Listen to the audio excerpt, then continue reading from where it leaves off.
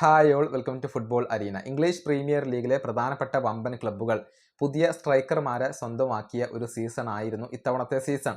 അതായത് വലിയ തുക മുടക്കിക്കൊണ്ടാണ് ക്ലബ്ബുകൾ നല്ല സ്ട്രൈക്കർമാരെ സ്വന്തമാക്കിയിട്ടുള്ളത്. പക്ഷേ ഈ സ്ട്രൈക്കർമാർക്കൊന്നും പ്രതീക്ഷിച്ച പോലെ തിളങ്ങാൻ കഴിയുന്നില്ല എന്നാണ് ഇപ്പോൾ കണക്കുകളിൽ നിന്നും വ്യക്തമാകുന്നത്. ആ കണക്കുകൾ നമുക്കൊന്ന് പരിശോധിക്കേണ്ടതുണ്ട്. അതായത് ലിവർപൂൾ അലക്സാണ്ടർ ഇസാക്കിനെ ന്യൂകാസിൽ യുണൈറ്റഡിൽ നിന്നും വലിയ ഒരു തുകക്കാണ് സ്വന്തമാക്കിയിട്ടുള്ളത്. ലിവർപൂളിന് വേണ്ടി ഇസാക്ക് 6 മത്സരങ്ങൾ കളിച്ചു കഴിഞ്ഞു. 1 ഗോളും 1 അസിസ്റ്റുമാണ് അദ്ദേഹം സ്വന്തമാക്കിയിട്ടുള്ളത്.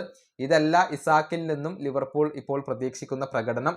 മാത്രമല്ല ലിവർപൂൾ ആവട്ടെ മോശം പ്രകടനമാണ് നടത്തിക്കൊണ്ടിരിക്കുന്നത്. ഇനി ആഴ്സണലിന്റെ കാര്യത്തിലേക്ക് വരുമ്പോൾ വിക്ടർ ഗ്യോക്കേഴ്സിന് വേണ്ടി വലിയ ഒരു തുക അവർ സ്പോർട്ടിംഗ് സിപിക്ക് നൽകിയിരുന്നു. ഗണ്ണേഴ്സിന് വേണ്ടി 10 മത്സരങ്ങളാണ് ഗ്യോക്കേഴ്സ് കളിച്ചിട്ടുള്ളത്. അതിൽ നിന്ന് 3 ഗോളുകൾ മാത്രമാണ് അദ്ദേഹത്തിന് നേടാൻ കഴിഞ്ഞിട്ടുള്ളത്. അസിസ്റ്റുകൾ നേടിയിട്ടില്ല.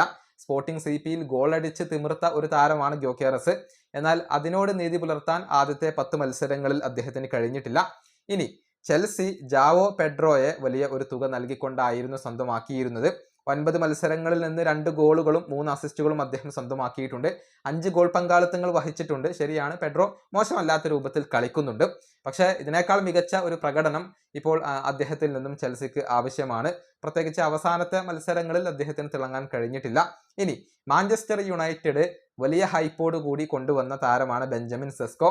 ഈ താരത്തിന് വേണ്ടിയും വലിയ തുക അവർ മുടക്കിയിരുന്നു.